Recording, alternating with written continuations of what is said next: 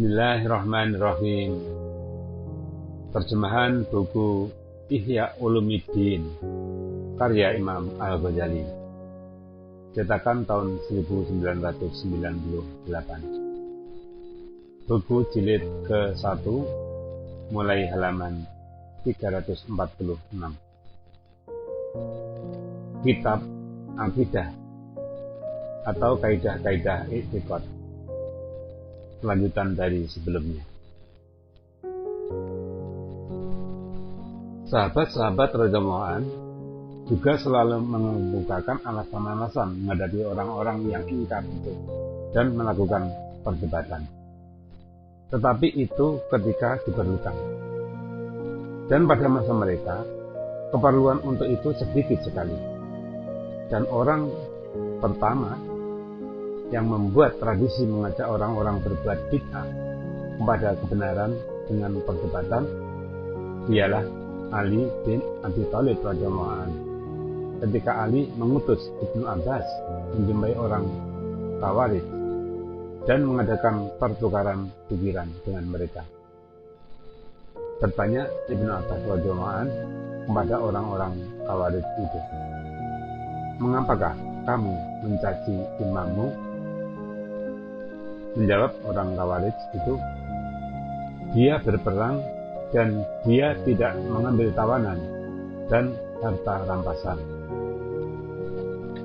Maka membalas Ibnu Abbas, "Cara yang demikian kalau berperang dengan kafir.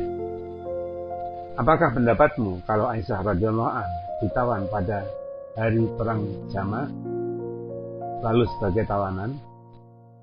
Aisyah radhiyallahu anha itu termasuk dalam bagian salah seorang dari kamu. Apakah kamu menganggap halal dia sebagaimana kamu menganggap halal dengan budak-budak wanitamu yang lain? Padahal dia ibumu menurut penegasan Al-Quran." Maka kaum Khawarij itu menjawab, "Tidak." Dengan mujadalah yang dilakukan oleh Ibnu Abbas radhiyallahu anhu, maka kembalilah mentaati Ali sebanyak 2.000 orang dari kaum Khawarij. Diceritakan bahwa Al-Hasan berdebat dengan seorang Qadariyah. Qadariyah yaitu aliran yang meletakkan segala-galanya kepada takdir, sehingga manusia itu ibarat bulu ayam tergantung, terbang kemana dibawa angin. Penerjemah. Dengan perdebatan itu, orang Qadariyah tadi menarik diri dari paham Qadariyah. Ali bin Abi Thalib radhiyallahu anhu pernah berdebat dengan seorang Qadariyah. Abdullah bin Mas'ud radhiyallahu anhu pernah berdebat dengan Yazid bin Umairah mengenai keimanan. Berkata Abdullah, "Kalau engkau mengatakan aku mukmin, maka engkau mengatakan bahwa aku dalam surga." Menjawab Yazid bin Umairah, "Hai sahabat Rasul, itu adalah suatu kesilapan daripadamu. Bukankah iman itu, yaitu percaya kepada Allah, kepada malaikatnya, kitab-kitabnya, rasul-rasulnya, percaya kepada kebangkitan, kepada timbangan amal, mendirikan sholat, berpuasa, dan mengeluarkan zakat. Kita mempunyai banyak dosa. Kalau kita ketahui dosa itu diampunkan Tuhan, maka taulah kita bahwa kita itu dari penduduk surga. Dari itu, kita mengatakan bahwa kita orang mukmin dan tidak kita mengatakan bahwa kita dari penduduk surga." Maka menjawab Ibnu Mas'ud, "Benar engkau, sebenarnya lah ucapan tadi kesilapanku sendiri." Maka sewajarnya lah dikatakan bahwa para sahabat itu mencemplungkan diri ke dalam perdebatan itu adalah sedikit saja, tidak banyak. Pendek kata, tidak panjang dan ketika diperlukan. Tidak dengan jalan mengarang mengajar, dan membuat sebagai perbuatan mencari rezeki. Maka dapat ditegaskan bahwa sedikitnya para sahabat itu mencemplungkan diri ke dalam perdebatan adalah karena kurang diperlukan. Sebab tidak ada bid'ah yang timbul pada masa itu. Mengenai singkatnya perdebatan yang dilakukan mereka adalah tujuan menginsafkan lawan, memberi pengertian, menyingkapkan kebenaran, dan menghilangkan keraguan. Kalau lawan itu memanjangkan persoalan atau penantangan, maka sudah pasti perdebatan itu menjadi lama. Dan tidaklah para sahabat itu dapat menaksir dengan timbangan dan sukatan berapa lama diperlukan perdebatan itu bila telah mencemplungkan diri ke dalamnya.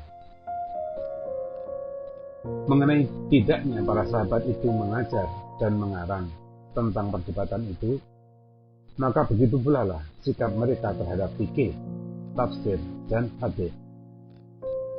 Maka jikalau boleh mengarang fikih dan membuat gambar-gambar yang ganjil, yang hampir tidak pernah kejadian, ada kalanya untuk disimpan pada waktu terjadinya, walaupun jarang benar terjadi, atau untuk pengasah otak. Maka kita juga menyusun cara bermujadalah, karena mungkin diperlukan nanti, disebabkan berkobarnya hal-hal yang meragukan, atau bangun orang-orang yang membuat bid'ah, atau untuk mengasah otak, atau untuk menyimpan keterangan, sehingga bila diperlukan dengan mudah dan dengan spontan, tidak merasa lemah, seperti orang yang menyediakan alat senjata sebelum perang untuk dipakai di hari perang. Inilah kemungkinan-kemungkinan yang dapat disebutkan untuk kedua golongan itu. Kalau Anda bertanya, manakah pilihan Tuhan? Ketahuilah kiranya bahwa yang benar dalam persoalan tersebut ialah bahwa mencelanya secara mutlak dalam segala keadaan atau memujinya dalam segala keadaan adalah salah. Tetapi hendaklah dengan penguraian. Pertama-tama, ketahuilah bahwa sesuatu itu kadang-kadang haram karena zatnya, seperti arak dan tangkai. Maksudku, dengan kataku karena zatnya ialah bahwa sebab pengharamannya adalah suatu sifat pada zatnya, yaitu memabukkan pada arak dan karena mati pada tangkai. Mengenai ini, apabila kita ditanyakan, maka dapatlah secara mutlak kita mengatakan haram, dan tidak mempengaruhi akan penjawaban tersebut oleh mubahnya memakai tangkai ketika diperlukan benar, dan mubahnya meneguh arak apabila tersumbat kerongkongan dengan suapan makanan dan tidak diperoleh selain dari arak untuk menghilangkan tersumbat itu. Dan ada pula haramnya tidak karena zatnya, seperti menjual atau penjualan sesama Islam dalam waktu qiyam, dan seperti berjual beli ketika azan atau panggilan untuk sholat Jumat, dan seperti memakan tanah. Maka itu diharamkan karena padanya mendatangkan madarat. Yang mendatangkan madarat itu terbagi kepada mendatangkan madarat oleh sedikitnya dan banyaknya. Maka dalam hal ini dapatlah secara mutlak dikatakan bahwa benda itu haram, seperti racun yang membunuh oleh sedikitnya dan banyaknya, dan mendatangkan madarat oleh banyaknya saja. Maka dalam hal ini secara mutlak dikatakan mubah atau diperbolehkan, seperti madu. Sebab dengan banyaknya mendatangkan madarat dengan panas, dan seperti memakan tanah, dan menyebutkan haram tanah dan arak serta halal madu, karena melihat kepada keadaan yang biasanya demikian. Kalau ada suatu benda yang bertentangan kepada beberapa keadaan, maka yang lebih utama dan lebih terpelihara dari keraguan-keraguan, hendaklah diuraikan secara terperinci. Marilah kita kembali membicarakan ilmu kalam dengan mengatakan bahwa ilmu kalam itu ada yang manfaatnya di samping ada madaratnya. Maka ilmu kalam itu dengan memandang kepada manfaatnya, pada waktu mengambil manfaatnya adalah halal atau disunatkan atau diwajibkan menurut keadaan yang berlaku. Dan dengan memandang kepada madaratnya, pada waktu dan tempat memperoleh itu adalah haram. Kemadaratan itu mengobarkan subhan, menggoyangkan akidah, dan menghilangkan keyakinan dan keteguhan hati. Maka mengembalikannya dengan dalil adalah diragukan. Hal itu berbeda menurut keadaan orangnya.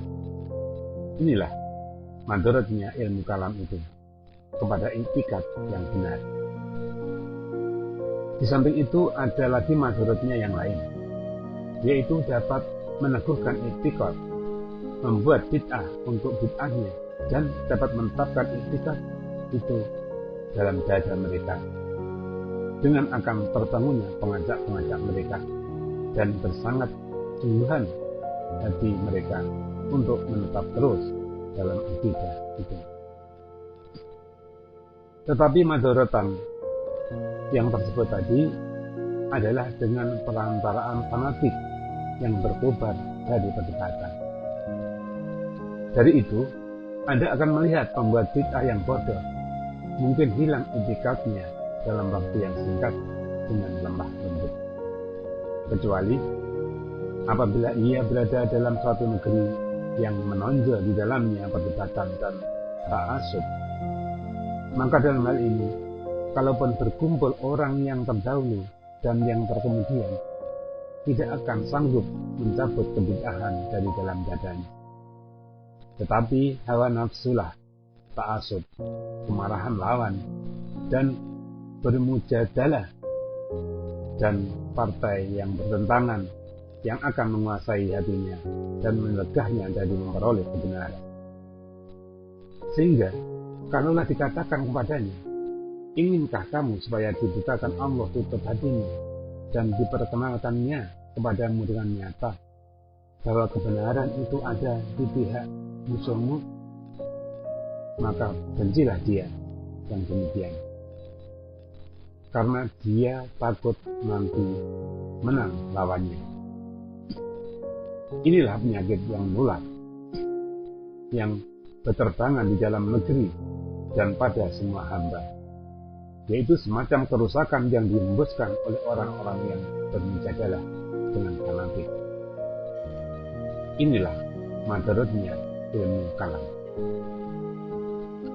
Mengenai manfaatnya, maka kadang-kadang ada orang yang menyangka bahwa kegunaan ilmu kalam itu ialah membuka hakikat kebenaran dan mengenalinya menurut keadaan yang sebenarnya. Wahai kiranya, tidak adalah dalam ilmu kalam itu yang dapat menyempurnakan tujuan yang mulia ini. Kerusakan dan kesesatanlah yang lebih banyak padanya daripada keterbukaan dan pengenalan.